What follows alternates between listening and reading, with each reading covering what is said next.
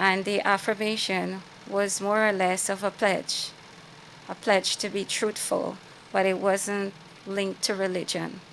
So you had the opportunity then, and you have the same opportunity now, to choose between an oath or an affirmation. The oath linking to religion because it's solemn, and the affirmation linking to a pledge. So you can either swear before man and God to tell the truth, or you can affirm, which excludes the man, the God, but the man remains because everybody's there to listen to you utter the truth. Oh, so that is where obviously when that person's going to go into the box to, as we say, testify. Yes. Before they do, they either on one hand on one of the holy books. Yes. They then give the oath. Yes, sir. If it is that they choose not to, then they affirm. Yes. So with the elimination of the religious book, so you hold your hands up and you take that oath and you bear witness before whatever religion you believe in by holding the Bible, the Gita, or the Quran, according to the Guyanese religion and any other religion that we are able to facilitate. Awesome. Now, I'm sure it's not going to be judgmental, but yes, I'm sure. Do you find that people take the oath and the affirmation very seriously? Uh, in modern times, you did mention in the Anglo-Saxon times when this originated, uh, religion, um, out of which it was birthed, was the kind of court system that people had. So they very much revered um, those things. But do you find that in some cases some people can easily decide, well, they're gonna either take an oath or affirm um, to tell a lie or upon a lie, as they call it sometimes. Well, that do happens, but it's not very often. And there are ratifications for every action that we take. And basically, when that happens, persons are untruthful to the court, although they would have sworn or affirmed to tell the truth and they deviate from that, there are penalties to pay. When somebody does or they're untruthful to the court, it's called some level of perjury because we're lying and we swore to tell the truth. So when persons are perjurous, more or less, they suffer the consequence of the law, where they can be charged criminally for perjury and they can spend time in prison, so they can be detained and they'll spend time in prison for up to 5 years. And if it is that the judge is lenient to pardon you because you literally made a mistake and then probably you accept your mistake thereafter, they can not confine you to any time in prison, but they can think about giving you a general fine in terms of money. Or you can suffer some level of detention, community service. It depends upon the magnitude of the lie you would have spoken of. All right, quite interesting. Now, another thing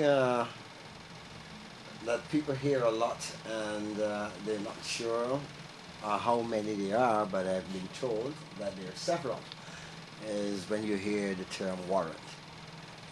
Oftentimes you hear, I got a warrant out for you, boy, or there's a warrant out for you, girl, and it's usually arrest. But there are different types of warrants that are actually out there. What are some of these types, and under what circumstances are they issued? Well, warrants are issued basically by the judges or the magistrates in the various types of courts. And they basically are highlighted in the Police Act 1601, and they're highlighted in our Summary Procedure Acts. So there'll be our Summary Procedure Acts, and they are found in 1002. So those specifically speaks to warrants. Warrants are of many types, like you mentioned, but our law in Guyana, we focus basically on three types of warrants. That's a search warrant. We focus on the arrest warrant. We can also call it the commitment warrant. Search sometimes also count for seizure warrant. And then we have the affiliate warrant, which is called affiliation, or some people also term it as maintenance warrant. So when you're talking about maintenance, we're talking about maybe like taking care of a spouse, taking care of a child, those kinds of Yes, warrants. those kind of family situations in terms of being responsible for whatever you have to do in terms of making sure your family is comfortable, food is provided, basic needs are provided. So the affiliation warrant helps to support that. In your jurisdiction, out of the three main that you give, which would you say are the most dominant ones that you see being issued? That will count for both the arrest warrant and the affiliate warrant. We don't have much of the search warrant unless it's absolutely necessary. And we need to gain entry into property or to seize property, then we will go in that direction. And, you know, it's funny that you did mention that, because I think just recently we would have seen on social media sometimes police are going to effect arrest, and you're hearing people start to video, for example, and you're making statements. Where's your you don't got no warrant to search this place? How come you're coming in here, sir?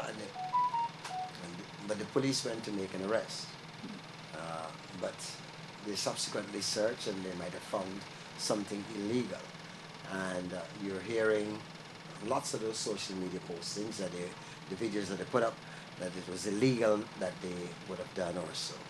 Um, any comments or thoughts on that? Well, no search will be determined illegal unless something illegal happens upon that search, because the law makes provision for us to search with or without a warrant upon probable cause. And probable cause meaning something was reported, there's some level of suspicion, so we act upon whatever is reported or whatever suspicion we may have. All right. Probable cause. This is, of course, Police in You 21 Hours 34. We've got the Court Superintendent of Regional Division 4C on tonight's program. That is Assistant Superintendent Shavon Jupiter. Now, I want to turn my attention to, ever since the pandemic, one of the things that has happened is that in order to keep persons safe, we've seen a lot of the virtual platforms, including Zoom, being used to conduct cases. Tell us how this has impacted the volume of cases that you have in the courts. Would you see it as a plus? Is it, even if it is that after the pandemic you will keep this because you feel that you can have more done, or is it a little bit more burdensome and a little more difficult?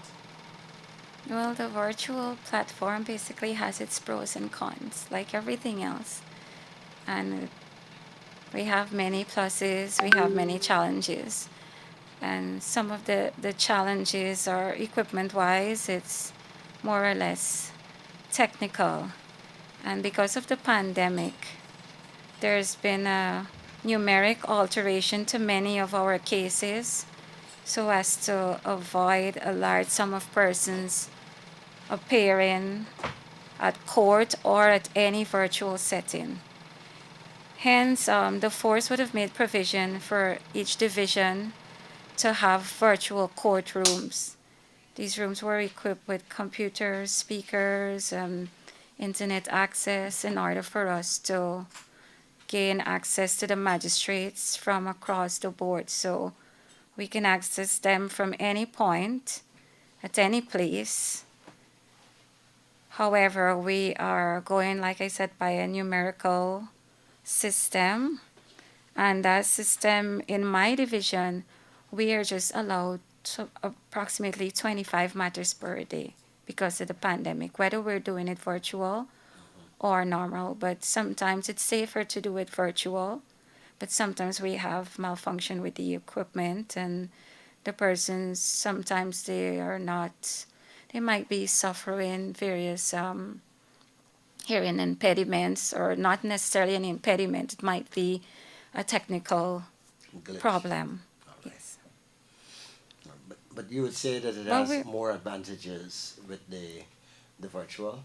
in terms of being safe, and it helps us from traveling because, like, see, the vision is very wide. So, like, I remember doing a virtual setting in the back of a police, a court trial in the back of a police vehicle, because at the time one of my prosecutors, she was ill, and I had to scurry way up to Mahiko. So I was there and I am presenting in the back of the vehicle while I'm on the cell phone. The lawyers can see me, the magistrate can see me, and I would have gotten information on the case, like facts and whatever is needed for me to present at that level. It came to me via WhatsApp.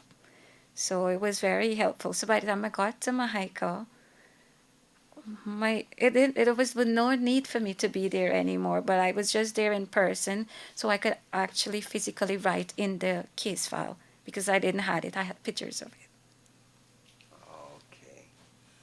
And this kind of, most likely I'm sure speaks to the way the world is going, not just Guyana, but other countries, where a lot of these kinds of situations are being adopted. And I'm sure you would want to say that we can have this kind of hybrid situation even after coming out of the pandemic, where you've got the necessary in-person cases, and for exigency purposes, make sure that we have our virtual platform. Would you agree with that? Yeah, I would agree because let's say that a prisoner is sick and he or she can't make it out of the prison to come to court. We can have the virtual setting. We can do it for various purposes, like for children, avoid exposing them to the legal system and them coming to court and being afraid, among other things. They can literally stay home. Password will be sent to their parents, and the parents are right there with them, right? But will have to be able to see everything that's happening, so there's no trickery behind the cameras. I like that. I like that. Let's turn our attention right now to an actual trial that is going on. If someone is accused and therefore before the court, can they then request a change of court for the trial? And if so, what is the procedure? For some strange reason, let's just say, what it is that that person feels, in some cases, now, boy, it look like I ain't get sink because this prosecutor really, helping me, or these people got too much with name, or I don't like this magistrate, or whatever. Is there any, uh, option that they would have that they could request a change of court for their trial? Yes, but it just doesn't happen like that. I just don't like someone, and hence I want. There must be some level of unfairness that you see that is going to be portrayed against you, or some level of impartiality. So you have to bring it to the authorities' attention by way of a motion or by way of an affidavit through your counsel, whether you're represented or not. You can take the action yourself as well. Just to write to say, well, I'm uncomfortable because of the above reasons, right? There was a problem prior to now, and it has to be a legitimate reason. It just can't be disliking someone for no reason. You have to bring your proof that I am of the opinion that a fair trial will not be meted out for me as in a specific court, and hence I'm filing this motion or this affidavit to move to a next court. And then we have to take into consideration jurisdiction issues. And then it just doesn't happen like that. The chief magistrate has to veto same based upon what you would have delineated in your motion or your affidavit. All right, so there's procedure. You just can't, a person just can't up and say, well, I don't want it in this court anymore. Yes. Right? There are procedures that have to be followed. Certainly hope those who are in tune, you pay attention and you get the answer to that. Now, but if a person, what about a person who is unable to retain legal representation? Particularly in the case of them being accused, they're the accused. Um, what options are there for them? Well, the court can proceed whether you're represented or unrepresented. Whether you're represented by a formal attorney or you choose to represent yourself, provisions are made for that. However, you can apply if it is that you cannot afford legal representation. The state makes provision for that as well. So you just need to follow the right channels in order to have somebody represent you free of cost. And if it's on the other hand, you might be paying, or you can just be representing yourself. So you listen carefully to whatever the court dictates and you answer in accordance. You ask questions that are logical or that are pertaining to your case for yourself. You make copious notes if necessary. So you're granted the same opportunity that your attorney would be given if you're represented. Unrepresented, same leverage. You ask your questions in relation to the case, however you know it. You don't have to be formally trained, but sensible, asking things in a chronological order, and putting whatever it is out there to the magistrate. And if it's not correctly directed, she will also assist you to ask the witness whatever it is you intend. Let's now flip now to if it is that it's a victim or a virtual complainant, as we know. And usually the victim or the virtual complainant is represented by the prosecutor in the matter.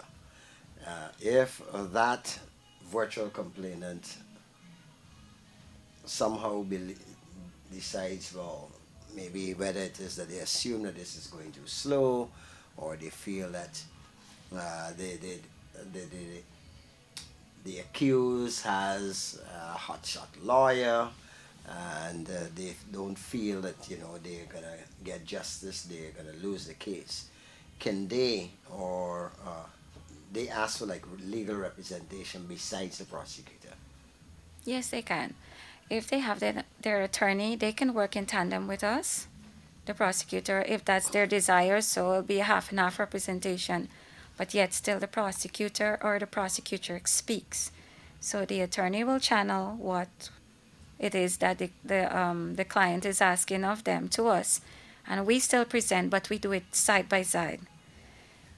If it's not that way they're asking of it, and they're asking of it in the next way, the attorney can apply for a fiat. A fiat basically comes from the Director of Public Prosecutions, and it's directing the court basically to do a specific action. A fiat basically is a Latin term, and it means to be done. So that document will direct the court that this person will not be represented by the police prosecutor or the state prosecutor, but their own private prosecutor has chosen. Okay. Or if it is, as you mentioned, the first part where they go half and half, but uh, the prosecutor, everything is Speaks. channeled through the prosecutor, who will basically be the lead. Yes. And Awesome. even when the fiat is granted, sometimes we still work together because we would have had the case for some time and we know it by heart. So the lawyer come in, on, and there's not enough time for him or her to brief himself or brief herself. We would update them on what information is in the file. They'll have a chance to peruse it for themselves as well. But being that we had the case for some time, we know it by heart, and we'll be able to offer some assistance, even to get witnesses, summons, whatever it is, because it's still a state case, despite a different channel of representation is being put forward. All right. One of the things we see oftentimes, prosecutor, is that in some cases, by the time a matter gets a hearing at court, you hear from a victim that they wish not to proceed with this matter or they wish not to give evidence, um, because they would have reached an agreement in some cases with the accused. What happens then? Well, when there's an agreement, we normally give a NFA statement, no further action, and the investigators, they accommodate that process. They will bring it to our attention by way of the complainant, or if they have the information, and we will contact the complainant to verify same. We invite them to give the NFA statement, and we still take it towards the court because we don't have any authority to settle or anything out of the court. Everything has to go to the court and the magistrate decides. But we will make it knowledge to the court that he or she indicated that they wish not to proceed with this matter, and they would have given a statement, or they would have had an agreement outside of court. So sometimes they would have gone to their private lawyer or commissioner of oath or justice of peace, and they would have drafted up a little agreement between themselves. So we use that as part of our case to put it within the file and to present it to the court. If it is that the matter is so grave that we are undecisive that this is the way we should go because there might be a travesty of justice, we will send our file for advice with whatever information, the NFA statement and the agreement, if one is available, and we send it for further advice to the DPP office, and she directs on the way forward if we should completely withdraw, because there might be some level of doubt that justice might not have been equated on both sides, or whatever is being offered, it might be unreasonable.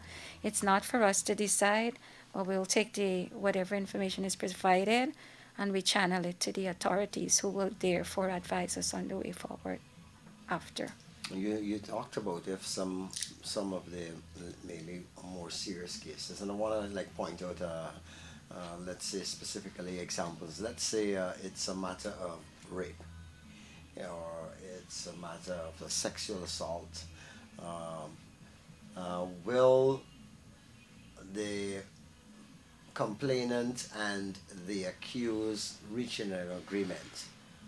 And the complainant particularly saying of their own free will in court that they wish not to pursue this matter further, will it then nullify your prosecuting of that matter? Even if it is, you've got all the evidence that this person can be prosecuted because they committed the act. Well, especially if it's a child involved, we would not go forward because that child might be coerced by a family member, a parent, or whatever, and they might be looking at that child's future in terms of protecting them or whatever. Whatever the reasons are, or I don't know if a compensation would have been offered, or whatever the reasons are, we wouldn't take that chance. If it's a grown adult, we always try to go according to the rules, and the DPP must advise on certain matters, especially matters of an indictable nature. So if it's an attempted murder too, and there's a stab wound to the neck, but the person survived that stab wound, it would have been an attempt on that person's life because it could have injured a major artery or vein or something to that extent. But yet still they're able to salvage that case by other means outside of the court. We will still need the requisite advice, because let's say that person dies sometime later of that said stab wound, because murder is still established, and it goes on to up to a year and a day of you being hurt by someone, and you die within a year and a day of being hurt by that someone, the offense still stands. And that is what so maybe not to bring in personal views, but would you say that some of the legal writings would consider deals between complainants and accused in very serious issues like this, uh, that kind of like ties the hand of the state prosecutor, you, from going forward, would be a travesty in justice. Are there any scholarly writings that point in that direction, you would say? Well, in some aspects, and even it doesn't even comes down to scholarly writings or whatever. Sometimes the magistrate, in his or her own sense, they would reverse that decision. They would be in the sense that prosecutor, prosecutrix, are we serious here? Someone is hurt, a child is hurt, or whatever. And if the advice come and they say not to prosecute or to discontinue the charges, we can't go against that. But if it is, we're dealing with it in court, and the magistrate is there, and they're asking to, we call it NEO matters. NEO meaning no evidence offered, and you're choosing to go down that way, and the magistrate thinking, no, this is too much, this is too severe, he or she reverses the decision. So even if the prosecutor is saying that we're in agreement, if they want to settle, we don't have a problem with it, they, in their own sense, they will judge the case upon the merit that is presented, upon the injuries. They will view the medical report, among other things, before they take a firm decision. Quite interesting. Now, in your jurisdiction, would you say you've had any circumstances, and if so, what would allow for, let's say, what we call the rearrest and maybe recharge of any person or persons where the matters have been dismissed? I can recall we would have had some incidents where persons at various levels they had the matters dismissed, but then there was rearresting that happened. Have you ever had in your jurisdiction any such matters? And if so, what kind of circumstances would lead to that? Well, some of the circumstances will lead for new evidence arising in the case while the person was dismissed. But however, the only thing that we can do to have that person rearrested, if there's new evidence surfacing, it will be in terms of launching an appeal. And we have a specific time in which we need to do so. And an appeal, we have a 14-day period in which we can rearrest and recharge. We also have to look at certain conditions in terms of the ambit of the crime, and we have to look at things like if the Administration of Justice Act was applied, because in some cases we have a matter before court and yet still the prosecutor or the prosecutrix does not apply the administration of justice because we feel that we are not fully ready. So we ask for some more time. The case is still legitimately before the court, but we ask for more time. So if something goes wrong and the AJA is applied, we have to go through a formal channel of launching an appeal. If no AJA is applied, we can always reinstitute the charges if it is not dismissed or discharged for some reason unknown at this time, or some reason that would have been judged by the magistrate or whatever it might be that causes that person to go free. And you know, now that you talk about dismiss and you mentioned discharge, evidently there is a marked difference between the two. Care to elaborate on what those are? Well, basically, when someone is discharged, more or less we will say we would have failed in a sense to establish a prima facie case, that's to establish a concrete case or to put the relevant evidence before the court. So we would have failed to do that, and hence the matter would be discharged for insufficient evidence. So there's not enough to hold the offense that is before the court. And on the other hand, it will be dismissed if we would have completely embarked upon a trial and at the end the evidence is still not sufficient, so the person is literally found not guilty. So the dismissal has to do with us going through the entire trial and the person is not found guilty by the court. And the dischargeal is where the evidence lacks. Lack of evidence, so it's discharged. And maybe some of those are some of the cases that you're talking about where maybe new evidence may come up within a period of time where you can then rearrest and recharge Yes. someone. But Correct? within a specific time. Within a specific time, yes. All right.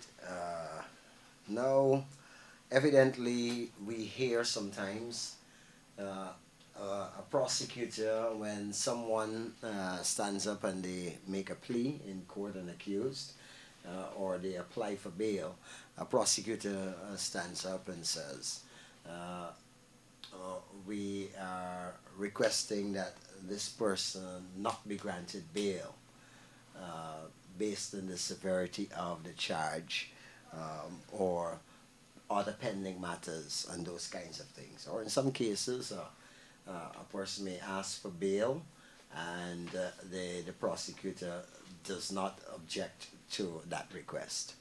Uh, what determines that? Well, if we look at things like the person having a fixed place of abode, we know their addresses, they're known to the police and stuff, so it'll be easy for us to get them. We look at the severity of the offense because the offense might be one that might have time. When we say time, we talk about time in prison.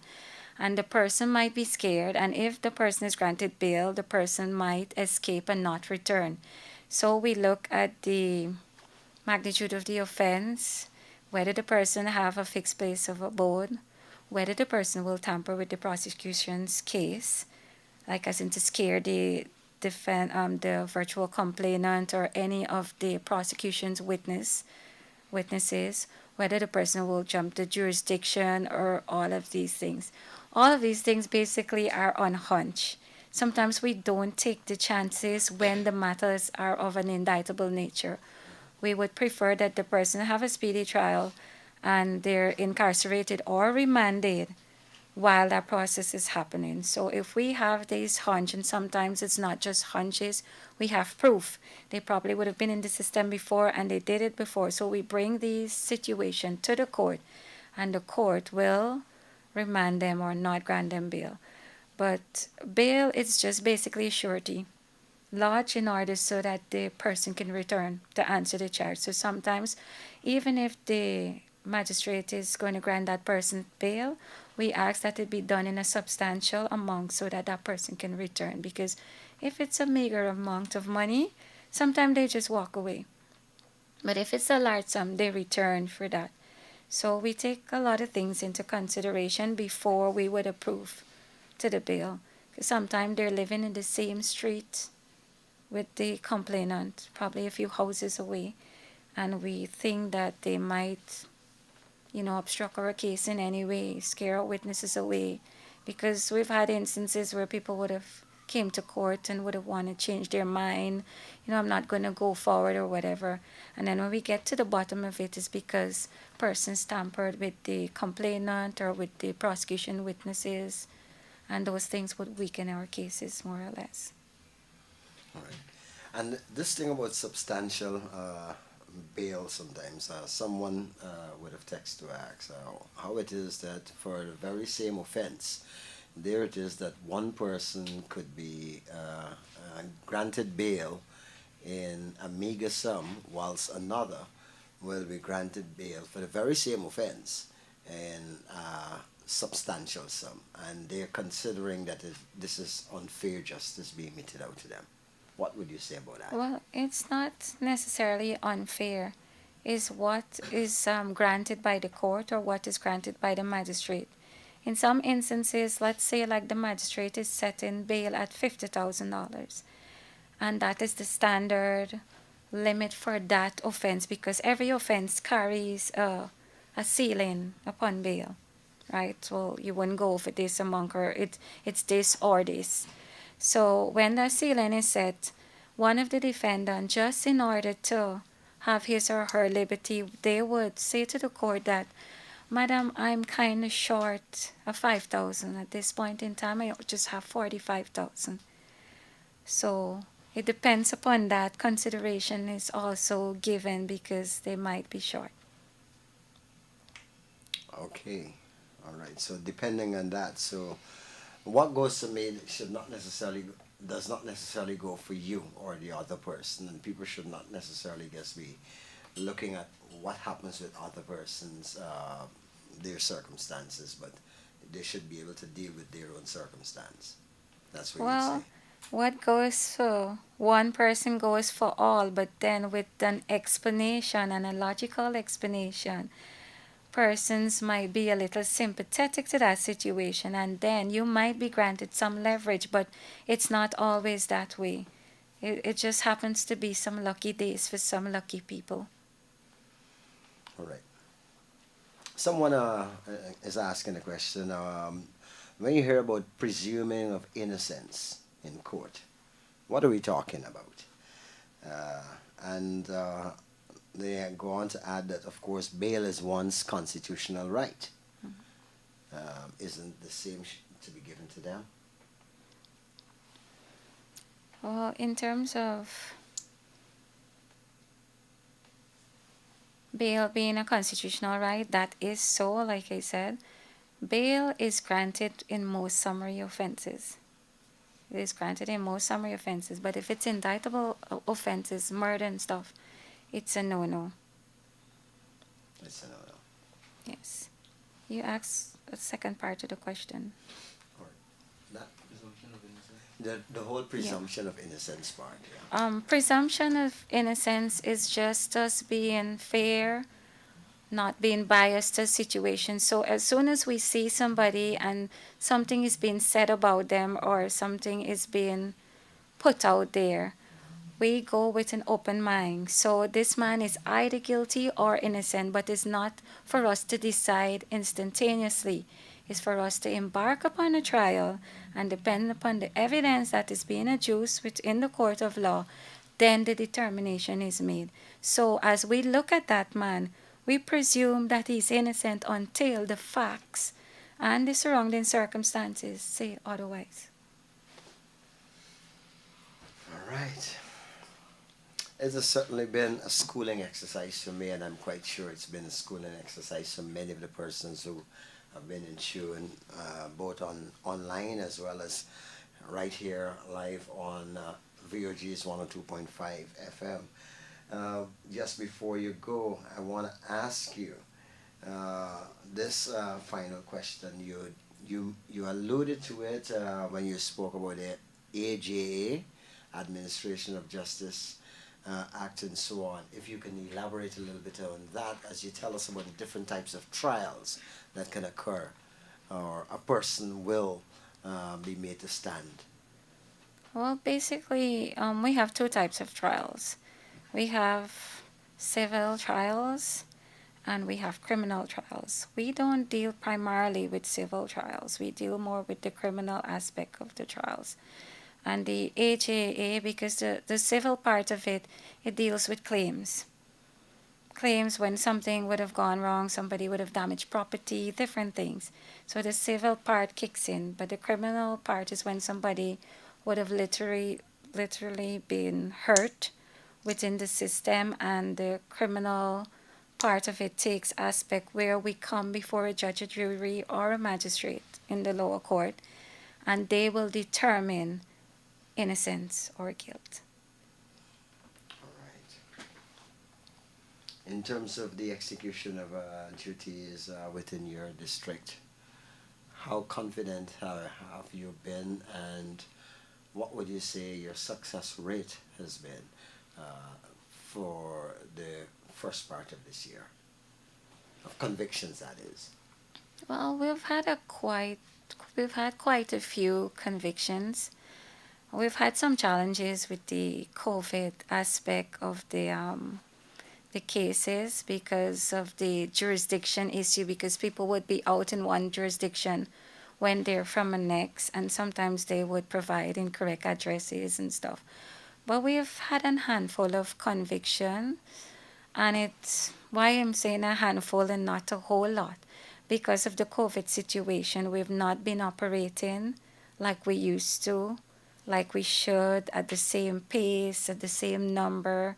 At first, we used to do hundreds of cases in one day, and now we're limited to 25. And then with that 25, if there's about 15 or more witnesses, sometimes we're just confined to two or three per day. So the convictions are taking a bit longer. Sometimes it's slow, but it's sure because we have more time to go through what we're doing, and we have more time to be familiar with what we're doing and familiarize ourselves with our cases and our witnesses. We're having difficulties in summoning them, getting across the board, getting them to court. And because of the COVID, most people don't want to come, they don't want to interact, and that is where the virtual part of it is helping a lot. So the conviction rate for this year for me will be a number of 119 for summary offenses.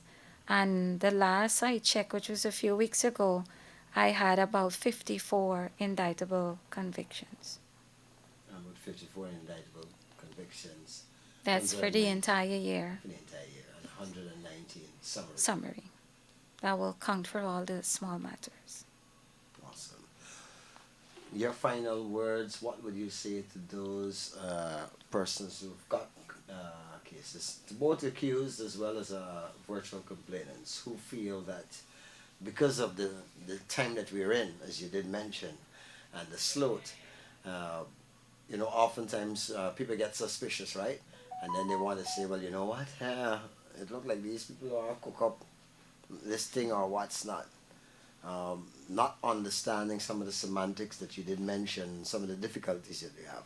What would you say to residents within that division who will have matters before the courts? Well, basically, I'm just asking you to be patient with us. It's better to have slow justice than no justice at all. And if there's some level of suspicion or concern, my office is always open and I can try to explain what the situation is, because I have had a few complaints because they're uncertain what is happening. They said the police is not communicating sufficiently, among other things. So I will try to explain to the best of my knowledge, as in, your case is there, it is secured, you will have the relevant justice because we have the evidence. I'll try to reassure them that it is better to have slow justice than no justice at all. So just bear with us. We are working and taking into consideration the pandemic, taking into consideration the geographic location, taking into consideration the availability of the prosecution, among other things, because I've had a few prosecutors who were down by COVID, and hence they were away for quite some time. And sometimes it's difficult for someone new to just come and pick up cases and go with it, unless it's a real fast-paced prosecutor, or like you would say, the more experienced ones. They will come and they can go forward with a case that is not quite familiar to them. Awesome. Well, tonight has certainly been a learning night for all of us. I want to say thanks very much for spending some time on the Police and You with us tonight. Assistant Superintendent Shavon Jupiter. It's been a pleasure having you here, and thank you for all of the knowledge that you would have shared for particularly your Regional Division 4C. Thank you very much, sir. Thanks for having me.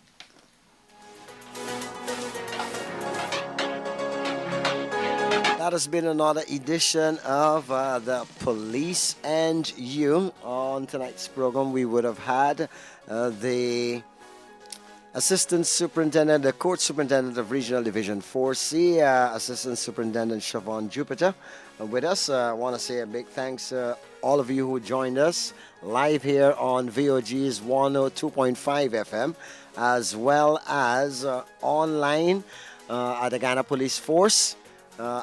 as on our Facebook and our YouTube page. A big thank you also to our camera crew here at NCN, Bishop. We also say a big thanks to the streaming boss, Mr. Brown, and our production team, Noel and Raj Bali, who made sure that everything was possible. Thanks for joining us, and do enjoy the rest of your night. We now join the news in progress. I'm Stan Gouveia saying goodbye.